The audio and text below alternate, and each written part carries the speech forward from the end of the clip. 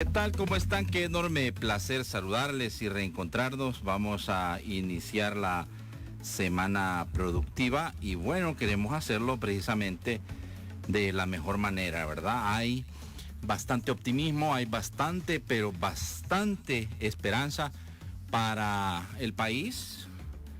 Si lo planteamos desde el contexto de nuestros hermanos salvadoreños residiendo en los Estados Unidos, el cambio de gobierno pues le ha caído bien a la comunidad latina, salvadoreños y sobre todo aquellos que son parte de los 11 millones de inmigrantes indocumentados que están buscando un camino que de una vez por todas le permita poder tener una legalización de su estatus migratorio en los Estados Unidos. Pero vamos a hablar de eso y de otras cosas que sin duda alguna son de interés de la ciudadanía y qué mejor manera, y agradezco de verdad el tiempo que ha hecho en esta fugaz visita que ha hecho a El Salvador. Ya va de salida ya, pero le pedimos que por favor hiciera un alto, un espacio en su agenda para poder venir a platicar con el pueblo salvadoreño a través de la poderosa ISKL y las cosas como son.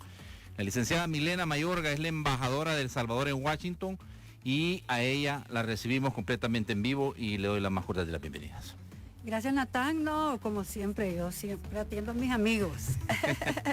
No, pues tenía rato de no venir a esta entrevista, pero siempre en el canal pues me ha dado espacio. Es importante para nosotros estar hablando de la agenda de trabajo. Y como tú dices, es una visita fugaz, a reuniones muy puntuales y pues retorno a este día porque es bastante la necesidad de estar presente en Estados Unidos por la carga laboral y todas las responsabilidades. Pero muy honrada de haber representado al presidente Nayib Bukele, su gobierno y sobre todo a El Salvador en la toma de posesión del presidente Biden.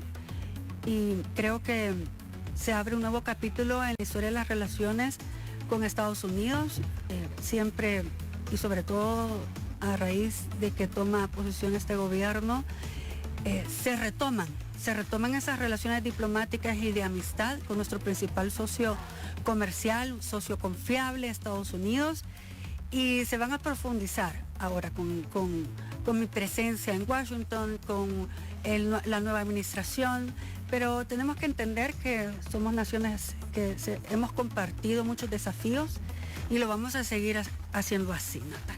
Sí, definitivamente. Miren, realmente a mí me da muchísimo gusto.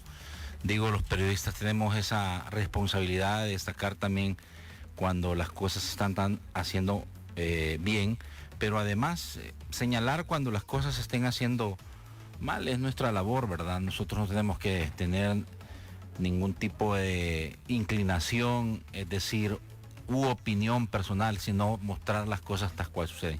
Me dio mucho gusto poder ver este fin de semana que partieron comitivas de salvadoreños bien capacitados, administrados por supuesto por el Ministerio de Relaciones Exteriores, por la Cancillería salvadoreña, con el único objetivo, son varios grupos que partieron y lo quiero destacar, con el único objetivo de ir a agilizar que los salvadoreños residiendo en los Estados Unidos puedan recibir de manera expedita, rápida, sus documentos.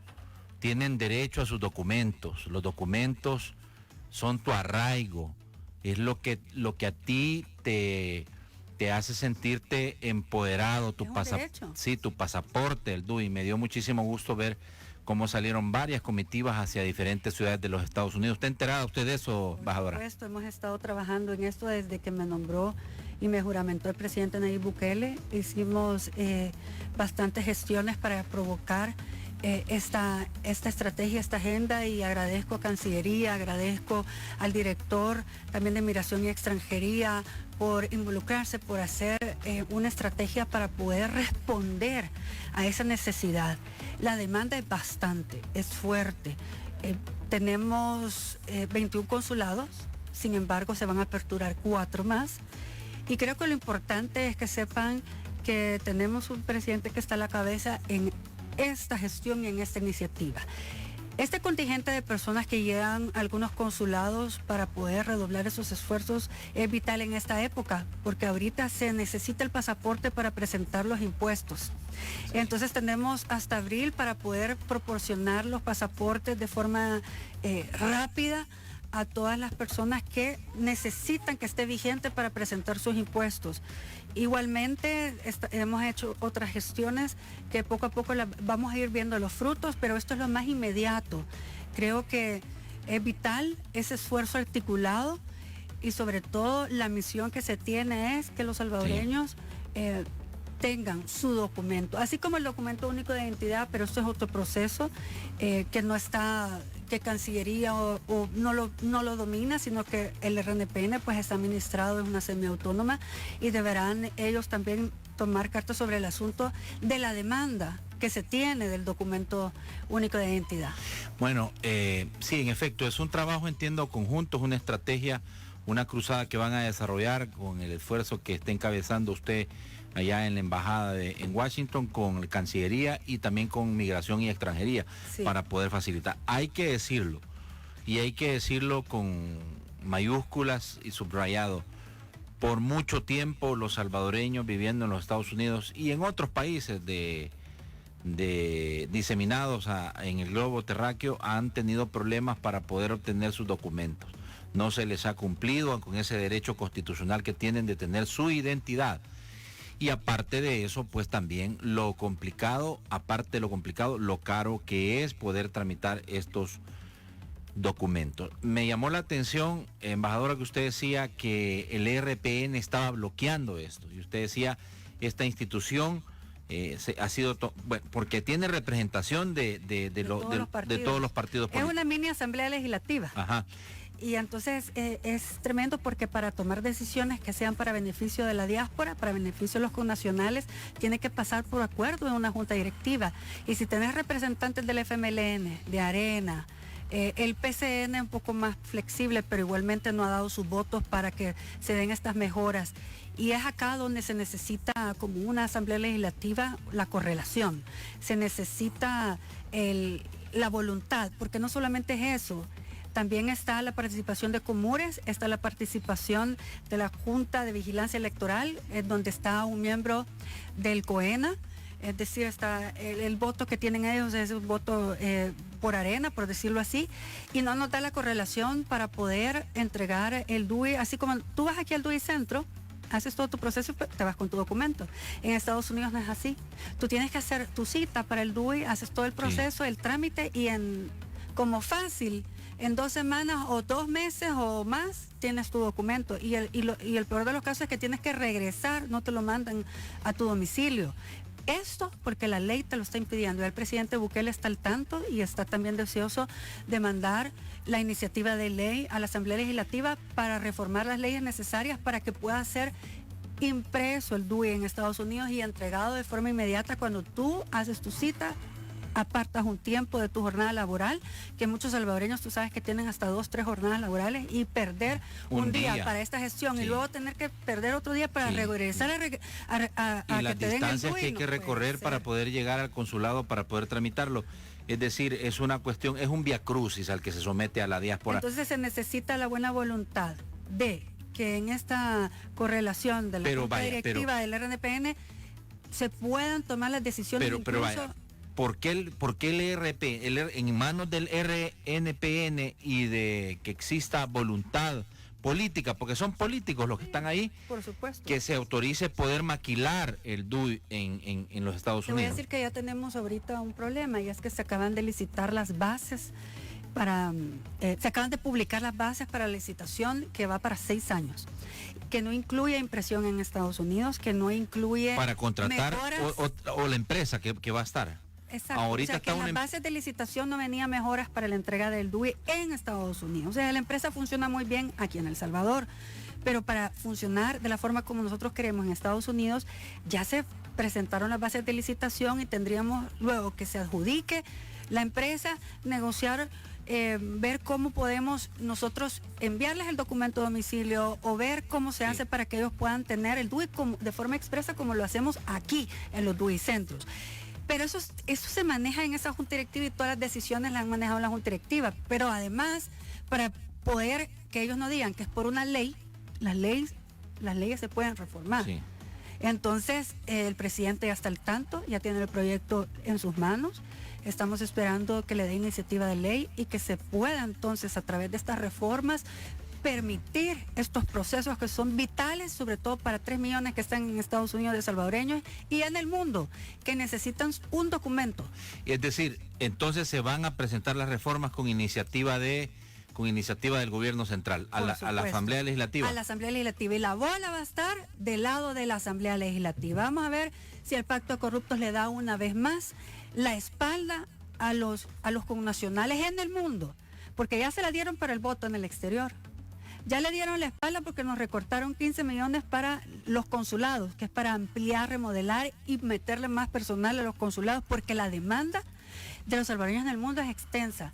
Nos dedicamos 30 años a expulsar lo mejor de nuestro país, a expulsar y sacar nuestra mano de obra. Y son nuestros embajadores en el mundo. Entonces, nos recortan eso. También se les da una bofetada a la diáspora en otros temas que yo digo no puede ser.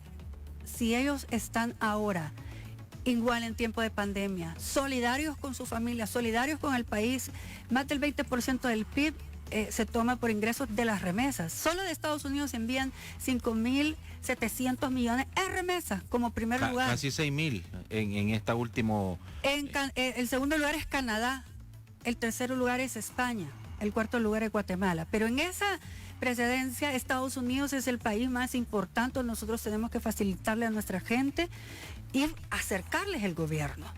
Pero acá en la Asamblea Legislativa, lo del voto al exterior, una bofetada, lo de la circunscripción, que también eso ya en otros países se ha implementado. República Dominicana es un buen ejemplo a seguir, pero México también. Es muy buen ejemplo a seguir porque al final son salvadoreños y no puede ser que sean de segunda categoría. Ellos son salvadoreños y así como nosotros necesitamos nuestros documentos, ellos también los necesitan. Y esa es nuestra obligación a través de los consulados, poderles brindar todos estos servicios. Bueno, mire, vamos a hacer la pausa. Hemos hecho una introducción importante que tiene que ver precisamente con el tema de poder facilitarle que de manera rápida reciban su DUI y reciban también su pasaporte los salvadoreños viviendo en los Estados Unidos, en Canadá, en cualquier parte del mundo donde vivan, que de manera rápida y sin tanto trámite, sin tanta burocracia lo reciban. Quiero platicar de otros temas. Yo sé que usted ya pues cumplió un tiempecito en el cargo, se vienen retos, desafíos, hay que hacer mucho lobby, hay que hacer muchísimo acercamiento para tratar de ver cómo se conjugan los esfuerzos de los voceros de las organizaciones promigrantes de salvadoreños en los Estados Unidos para poder presionar que esa reforma que ya tal cual prometió el presidente Biden se iba a presentar para dar un camino, una ruta un poco rápida de legalización de 11 millones de indocumentados, que entre esos hay más de 3 millones de salvadoreños, se pueda hacer. Pero no se hace así nomás. En el Congreso, en la Cámara de Representantes, en el Senado se necesita lobby, se necesita hacer muchísimo trabajo, que es precisamente la labor que tiene la señora embajadora, que me da muchísimo gusto tenerla esta tarde y poder conversar con ella. Ya vamos a regresar, hay muchos temas que agotar, sobre todo. También, por cierto, los que estaban con el pendiente, hoy hubo encuesta de la UCA, ¿verdad? Y pues la historia no cambia. ¿Cuántas encuestas? Ya van 9 encuestas. 9 encuestas con la misma tendencia. Sí, la misma tendencia. Van para afuera. Sí. De que bueno, se van, digo. Sí. Bueno, por ahí dicen te vas aunque debas, ¿verdad? Pero bueno, vamos a ver, porque pues faltan 30 días todavía. A los frutos que ellos han dado. Yo Sí. creo que es un mensaje muy claro Sí. del pueblo salvadoreño de esta intención de voto. Ya regresamos. Bueno, gracias a los 500 que se conectaron en la primera etapa de la entrevista. Vamos a seguir conversando con la embajadora de El Salvador en Washington, licenciada Milena Mayorga, y hay varios temas que todavía necesitamos agotar. Cumplió ya una primera etapa y contrario a lo que se pensaba, su designación como embajadora fue ratificada de manera rápida en el Congreso de los Estados Unidos. Bueno, te voy a decir que como es un proceso ¿verdad? Desde que te nominan, te juramentan, te acepta el Departamento de Estado. Cuando tú llevas unas copias de estilo que son las que presentas para que ya tú puedas estar en funciones. Sin embargo, tienes ciertas restricciones, que no puedes tener ninguna reunión con el gabinete de gobierno. Sí con congresistas, pero no con el gabinete de gobierno, y nada del Estado. Y hasta que el presidente Trump recibe mis credenciales el 23 de diciembre, es que yo ya soy embajadora plenipotenciaria. Y esto me da, obviamente, la puerta ya abierta para que yo pueda hacer completamente la agenda que llevamos. Es una agenda, como tú mencionaste, antes de irnos al corte, de servicio a la diáspora, de la agenda migratoria, que es de derechos humanos, pero también la agenda de inversión. Esto es clave, porque yo voy a trabajar allá para los que se quedan acá, Natán. Acá las familias necesitan empleos de calidad, y esto lo que nos hace es que la gente no tenga que emigrar.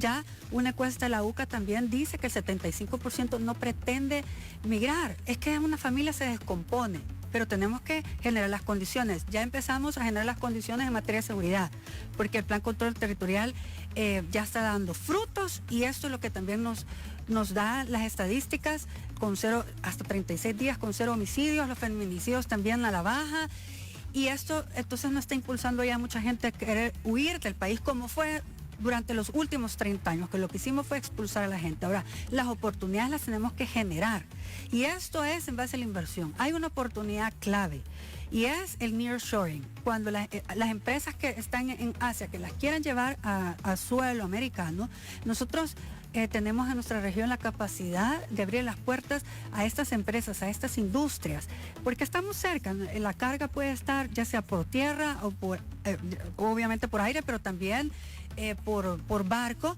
La distancia no es mucha, y creo que esto es clave para generar esas oportunidades de trabajo. Además, la migración circular es otro tema al cual le vamos a apostar mucho. Ya hice las primeras acciones, como tú dices, apenas pues no tengo mes y medio de estar en el puesto, ya vamos a cumplir sí. dos meses, pero ya hice varias acciones para tocar esas puertas y que existan empresas que patrocinen las visas, que son las visas agrícolas, y otro tipo de visas. Está trabajando también fuerte el ministro de Trabajo, ¿verdad? En conjunto con él es el que estamos nosotros haciendo un trabajo articulado. Ya él hizo una gira por varios estados en Estados Unidos, y a mí me toca seguir a través de los consulados tocando más puertas para las empresas que puedan patrocinar ese tipo de visas. Son las H2A y las H2B, pero hay algo que yo he logrado captar en todo este proceso, y lo he contrastado con mis colegas, el embajador de Guatemala, Honduras y México, que las mujeres no las están contratando. Entonces voy a hacer bastante lobby político. Ya lo hice en el sentido de... Oportunidades solo para hombres. Solo para hombres. Entonces ya hice un poco... Y hay mujeres bien capacitadas, hombre. Ya hice conciencia a todo nivel de esta problemática, porque el 45% de mujeres son las mujeres migrantes. Es mujer migrante, cabeza de hogar, sí, que tiene acá sus hijos, deja a su madre a cargo de sus hijos. Entonces necesitamos esas oportunidades de migración circular para que no tengan que separarse de sus hijos. Pero si no las están contratando, tenemos que hacer todo lo posible para que las empresas también contraten mujeres y se extienda la categoría de visas a visas donde la mujer pueda también aplicar, visas más técnicas.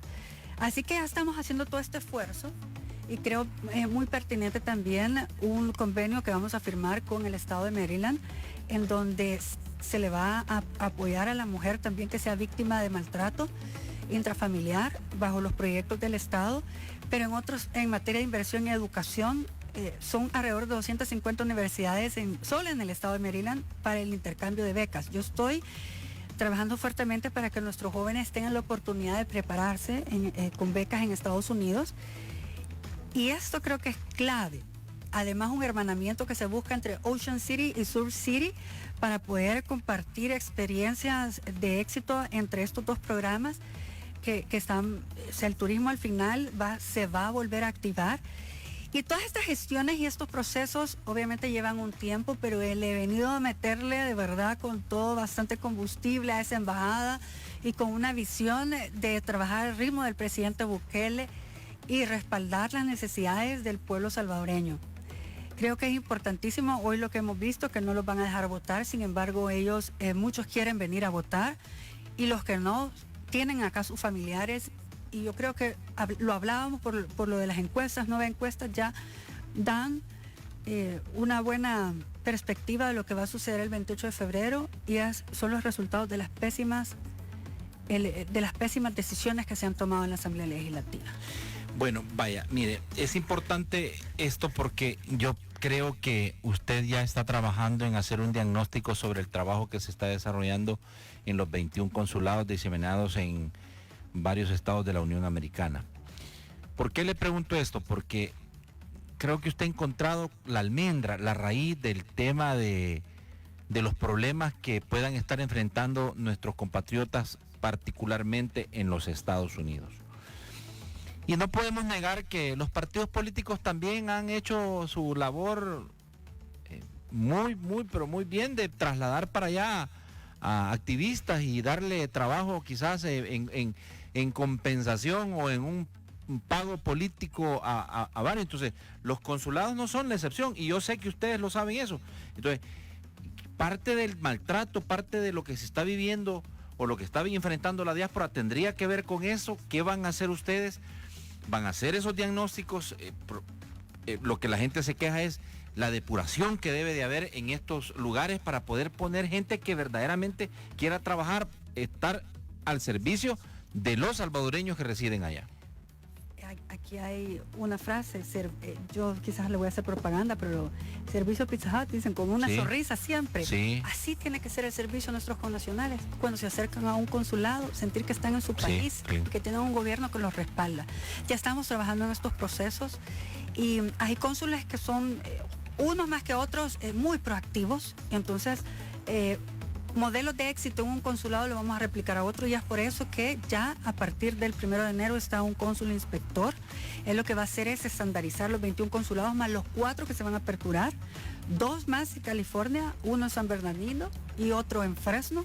Se va a abrir una en Little Rock, Arkansas y otro en Minnesota. Con esto vamos a acercar obviamente el consulado a más connacionales, pero lo que te digo, o sea, la demanda es mucha y al final se va a tener que hacer una evaluación porque creo que hay que entender que estamos para dar un servicio y un servicio de calidad. Sí. Y este año tiene que ser el año donde marquemos la diferencia y se note ya un trabajo articulado y se note las ganas de disponer, sobre todo de emprender, que haya buen servicio, buen trato y, como te digo, unos más que otros tienen personalidad, los cónsules más proactivas, pero vamos a tener que estandarizar esos procesos.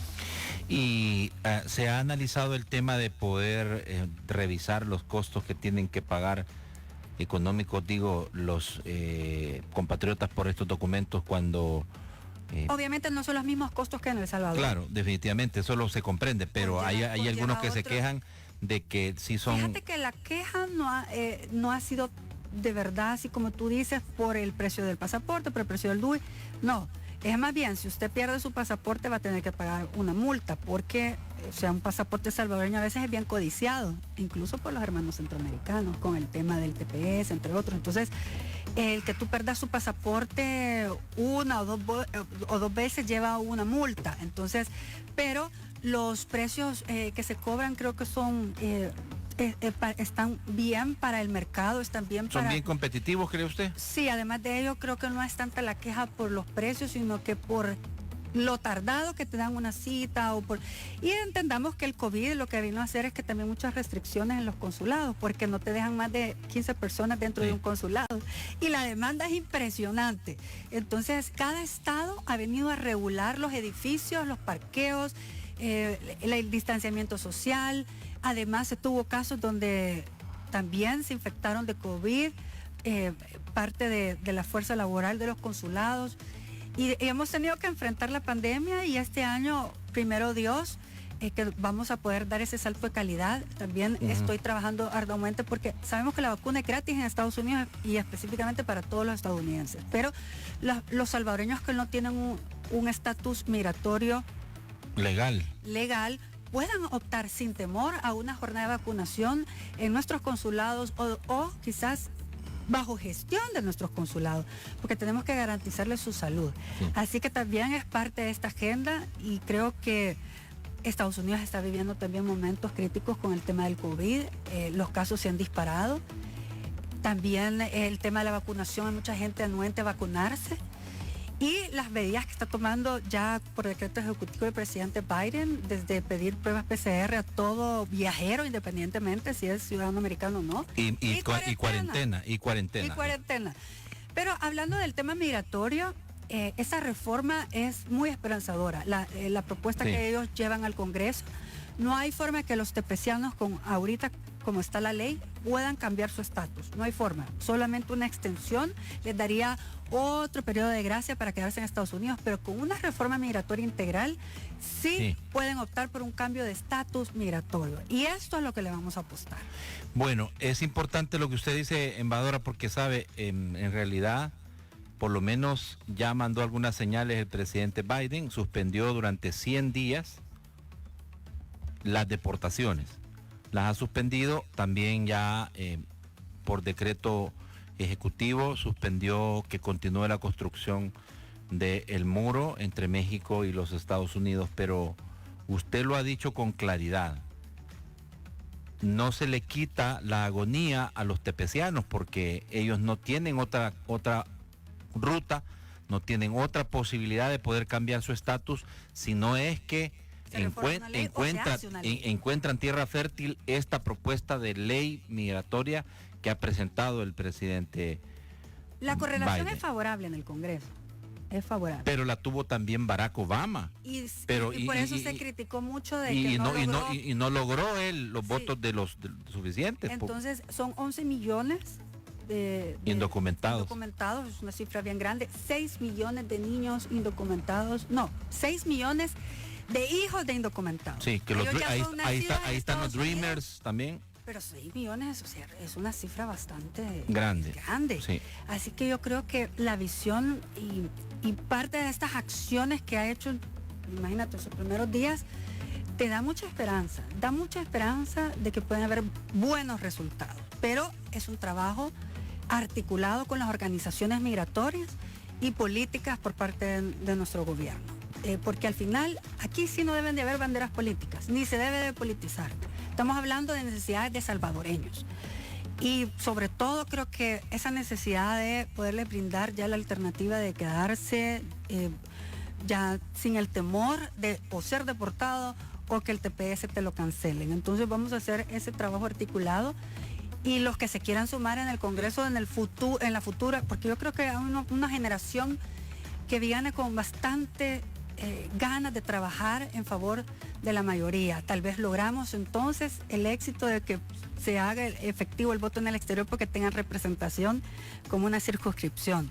Esto le voy a poner todo el empeño, creo que es algo que se merecen, es dignificar a nuestros salvadoreños que se tuvieron que ir porque se los expulsaron durante 30 años, gobierno tras gobierno, y que ahora además tiene el anhelo de regresar a su país para su retiro, tiene el anhelo de venir a El Salvador a invertir en negocios, y para eso vamos a trabajar. Hoy estuve en una reunión muy interesante donde le decía, tenemos que presentarles las propuestas de los proyectos en donde ellos puedan invertir, porque quieren invertir, tienen el deseo, tienen el dinero, pero tenemos que dirigirlos hacia dónde, tenemos que presentarles esos proyectos en donde sea factible, porque muchas veces por medio del familiar, que pongamos una panería, un taller, y quizás no es un negocio que pueda tener como éxito. Entonces necesitamos el acompañamiento de las diferentes instituciones para que ellos puedan optar por invertir en algo que les va a dar, obviamente a largo plazo, un retorno y un beneficio. Yo creo que lo bello de la diáspora es que no se desconectan. Lo bello de la diáspora es que sus raíces todavía están acá. Lo bello de la diáspora es que aún en tiempos difíciles de pandemia, ellos no desampararon a sus familias y no desampararon a El Salvador y están dispuestos de apoyar en este proceso de desarrollo y al presidente Bukele. Así que el temor del voto de castigo, por eso no les permitieron sacar sus DUIs en tiempo, no les permitieron el voto en el exterior por el medio de castigo, pero al final yo creo que el pueblo salvadoreño está siendo muy enfático en su intención de voto de sacarlo de la asamblea, hacer una limpia. Una nueva generación se necesita de políticos. El llamado que se le hace a nuestros compatriotas en los Estados Unidos es a que por favor se porten bien.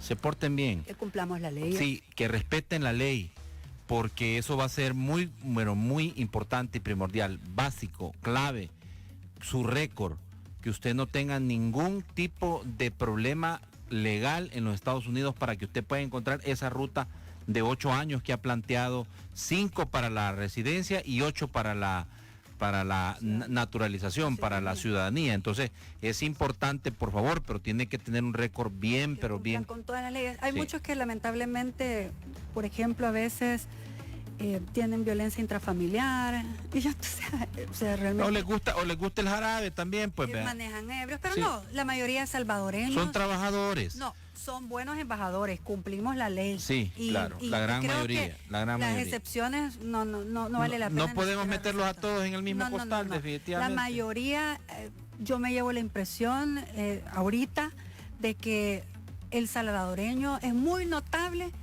en su comunidad, es muy notable en cómo trabaja, es muy notable porque además es empresario y da trabajo. ¿Sabes que hay una empresa constructora que ahorita está haciendo el edificio de Amazon? Y el 75% de la mano de obra de esta empresa constructora, desde ingenieros, arquitectos, quienes manejan grúas, obreros, etcétera, son salvadoreños.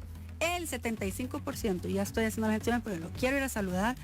Quiero ver cómo están edificando ahí Amazon y lo que estamos aportando a la sociedad norteamericana.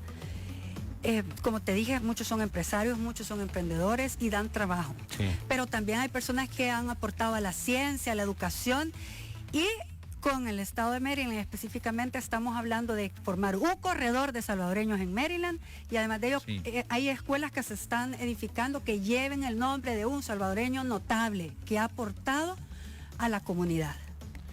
Hay, entendería yo, interés también de su parte de trabajar de la mano con las organizaciones por defensa de los derechos de los migrantes, particularmente las organizaciones de salvadoreños que luchan y trabajan a diario porque se respeten los derechos de los migrantes, específicamente de nuestros compatriotas. Bueno, como yo te dije, el tema migratorio es de derechos humanos, y desde que se tiene que atender algunas demandas urgentes en la frontera, cuando también viajan niños no acompañados, de trata, entre otros, tenemos que atenderlas. Y las organizaciones migratorias, ya sean, hay muchas latinas, hay otras que son americanas, hay otras que son salvadoreñas. Me he reunido con una gran mayoría de ellos porque es importante el trabajo que ellos hacen y el trabajo que me toca a mí, me compete por parte del gobierno de El Salvador, para poder hacer los cabildeos, para al final tener esta ley, esta reforma migratoria integral, que es lo que se busca, que es lo que se necesita. Así que yo siempre estoy en la mejor disposición de trabajar con las organizaciones de salvadoreños en Estados Unidos, y creo que cada esfuerzo es importante, que tengamos un solo fin. ¿Nos puede confirmar usted, embajadora, porque circuló esto en redes sociales y muchos no le daban crédito, que es que el presidente Biden incluirá al presidente de nuestro país, Nayib Bukele, para poder formar un equipo de combate a la corrupción en el Triángulo Norte? Eso estuvo circulando de una invitación que iba a hacer el presidente Biden a su homólogo. Yo te digo que con toda la gente que tuve reuniones, gente que estaba en el gabinete de transición y sobre todo muy cercano al presidente Biden, su apuesta obviamente es erradicar la corrupción en nuestros países. Y tú sabes que mi agenda en la Asamblea Legislativa iba encaminado con esta agenda anticorrupción. Entonces ven el liderazgo del presidente Bukele, porque entre el Triángulo Norte, o sea, es Guatemala, Honduras y El Salvador, solamente El Salvador tiene, por ejemplo, la presencia de la CICIES, y creo que esto nos pone en un buen lugar. Además, los jueves de evasores, se le está apostando a incrementar el dinero para el tema de la transparencia, acceso a información pública y muchas otras acciones en el tema de la transparencia y anticorrupción, que va a ser sin duda un buen enlace o alianza con la nueva administración Biden. El tema medioambiental va a ser otro tema en donde El Salvador está tomando acciones también muy puntuales. Y eso es lo bueno, son las noticias buenas que se tienen que trasladar. Y esto es lo que estamos haciendo, este esfuerzo es lo que estamos haciendo. ¿Qué es lo que se está aquí articulando en el país, qué es lo que se está haciendo en El Salvador, que muchas veces tal vez por falta de información de primera mano no se sabía. Así que el tema de materia de transparencia, anticorrupción, medio ambiente, pues la agenda de El Salvador va a estar ahí, y por supuesto que el presidente Bukele, como es tan querido por los latinoamericanos en Estados Unidos, y no se diga hondureños y guatemaltecos, puede liderar todo este tipo de agenda. Ya vimos encuestas que dicen que incluso lo verían como el presidente de la integración centroamericana, el presidente si hubiera una República Federal de Centroamérica, y él tiene el liderazgo de poder lograr estos cambios en nuestras naciones. Bueno, hay una interrogante grande, porque se creía que el cambio de gobierno, o al menos así lo potenciaron algunas voces de la oposición política, que el cambio de gobierno iba a significar una cuesta arriba para el gobierno del presidente Bukele por todos los señalamientos, cuestionamientos, acusaciones que se han hecho. ¿Qué se puede esperar, embajadora? ¿Qué se puede esperar de esta relación? Porque debemos de ser francos. Los países no tienen amigos, tienen intereses, y se basan en eso. Entonces, y las relaciones diplomáticas precisamente se basan en eso. ¿Qué podemos esperar? Porque yo te voy a decir algo, de estado a estado, el tema migratorio y sobre todo de frenar la migración irregular no va a cambiar de una administración a otra. Es decir, esto es un fenómeno que a Estados Unidos le preocupa, no quieren las crisis en sus fronteras, y es por eso que se han hecho acuerdos muy puntuales con nuestras naciones para poder frenar nosotros que se les desborden sus fronteras. Y la información que me llegó a mí es precisamente eso, y decía, es que aún con el cambio de administración no va a cambiar esta política, es una ya política de Estado. Y nosotros tenemos que, y como país hemos liderado porque no hemos acompañado ya 2 caravanas, la gente no se quiere ir, y esto es positivo porque es una muy buena carta de presentación. Porque si se iban los salvadoreños, porque eso es lo que fomentaban los gobiernos anteriores, y ahora el tema de seguridad ya se está tomando, como ustedes saben, estamos muy bien en el tema de seguridad, y esto entonces ha frenado la migración irregular. El desbordamiento en la frontera es lo que ellos no quieren, porque independientemente hay un nuevo inquilino en la Casa Blanca, la política del país es mejor una migración circular, que es lo que yo les decía, a través de las visas temporales, que podemos llevar nuestra excelente mano de obra y que retorne ese de capital también para que sea invertido aquí en nuestros países. Tenemos que hacer diferentes acciones que sean de ayuda mutua, porque al final, si las empresas norteamericanas invierten en nuestro país, tenemos empleos de calidad, entonces van a ser salvadoreños que no se van a ir a sus países a buscar un sueño que debemos nosotros lograr, que ellos lo tengan en nuestra tierra, en nuestra patria. Y para ello necesitamos el acompañamiento. Así que yo creo que a veces ha habido mucha especulación, tenemos que esperar que esta administración vaya caminando. Ya nosotros hicimos los primeros esfuerzos para que existan las reuniones bilaterales con diferentes miembros del gabinete del presidente Biden y el gabinete Bukele, y yo creo que esto es importante, que empecemos una nueva etapa. Pero Estados Unidos siempre ha sido un socio confiable y un país que ha demostrado que está con nosotros siempre, Natán. Bueno, esto es importante y no quiero desaprovechar la oportunidad que está aquí. Hoy hubo encuesta, la Universidad Centroamericana presentó un sondeo de opinión, un sondeo un poco raro, ¿verdad? Porque solo fue precisamente específico para el tema de la capital, de la alcaldía de San Salvador, y la disputa que tiene la que es hoy por hoy la joya de la corona, ¿verdad? El que quiere, los partidos quieren gobernar San Salvador porque es la plaza más importante política. Y bueno, hay una serie de láminas, pero directamente al tema de la intención de voto, pregunta directa, es Nuevas Ideas 38.2% y Arena 26.2%, el FMLN 4.2% y Nuestro Tiempo 3.1%. Con papeleta simulación de voto, elección de consejos municipales, Nuevas Ideas 34.7%, Arena 19.8%, FMLN 6%, Nuestro Tiempo 3.5%, PDC 1.3% y el PCN 0.8% y gana 25%. 0.3%. Parece que esta situación a ¿cuántos días? ¿28 días? No, un poquito más. Un poquito más, ¿verdad? 25, Pero ya un mes, 34 digamos, un mes, una semana, digamos.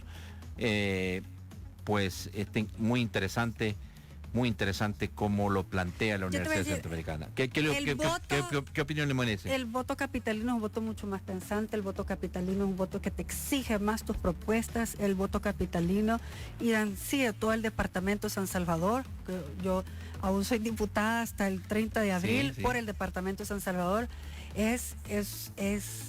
tenemos un votante que demanda bastante. Y entonces las estrategias aquí, tú no puedes comprar, como en el interior que se compra el voto con láminas, con guacales, no, aquí son propuestas, son acciones y fruto del trabajo también.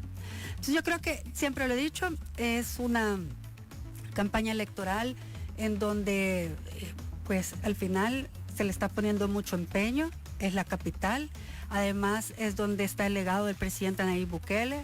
Yo recuerdo cuando fui al centro histórico que señalé, para obras como estas pueden contar conmigo, siendo yo no de su partido político, pero reconocer lo bueno es importante y continuar con esa recuperación del centro histórico es la meta. Así que quien nos dé mejores propuestas para cualquiera de ellos dos, creo que la gente está como muy a la expectativa y obviamente el resultado definitivo lo veremos el 28 de febrero. Se hicieron reformas 34 días para faltan. voto por rostro. 34 días faltan para las elecciones y hay otra lámina. Solamente quiero decirte que específicamente para las votaciones de alcaldes se hicieron las reformas para votar por rostro, más que por bandera. Entonces, aquí es la persona más que un partido político. Bueno, pero tal parece que se va a definir por la bandera. Creo que se va a definir por la bandera, sin importar su preferencia. ¿Qué partido cree usted que va a ganar la alcaldía de San Salvador? 62.2% nuevas ideas, y ahí sí se amplía la brecha de nuevas ideas. Arena 24.3%. Solo hay una lámina que me llama poderosamente la atención, que tiene que ver con... Mira, yo ahora que he venido he visto vallas que yo no sé ni de qué partido político son, porque he visto colegas de mi ex partido que con colores, su publicidad sin banderas, que hasta confuso es. Y yo creo que esto es parte de ese desgaste del que hemos venido hablando y esa negatividad a querer trascender como partido político, y que ahorita están viendo las consecuencias, que no quisieron escuchar voces incómodas que les decíamos que era necesario transformarse, pero seguimos adelante los que queremos la transformación de este país, los que queremos un mejor transporte público, mejores hospitales, mejores escuelas. Y si no se dieron los votos en su momento, incluso en temas tan elementales como en la salud, ahí están viendo ya ahorita los frutos. La lámina última que quería compartirles es la de porcentaje de capitalinos que declaró conocer a algunos de los candidatos que compiten por la alcaldía de San Salvador. Ernesto Mason 98.7%, Mario Durán 83.1%. Prácticamente están... en el tema de la percepción de qué tanto los conoce la gente. Los conocen bastante. Están ahí codo a codo, ¿verdad? Pero las preguntas directamente de cómo va a votar con la papeleta en mano le da la victoria a Nuevas Ideas, ¿verdad? Interesante. Como en otras comunas y en la asamblea también. Entonces yo creo que es un tema de querer avanzar como país, porque el daño de los últimos 30 años ha sido irreversible, y el daño del pacto de corruptos en la Asamblea Legislativa ha sido irreversible. Y la gente está muy bien informada, y sobre todo creo que la intención, como tú dices, del voto es favorable al Partido Nuevas Ideas, que es un nuevo jugador en estas elecciones. Sí, bueno, va ahorita como Benjamín a su primera participación en elecciones. Señora embajadora, muchísimas gracias. Le agradezco de verdad que ha hecho el tiempo. Sé que ya tiene las maletas en el carro y va para el aeropuerto, porque sí va a regresar este mismo día por la noche a la capital de los Estados Unidos. La gente es bien extensa estos días.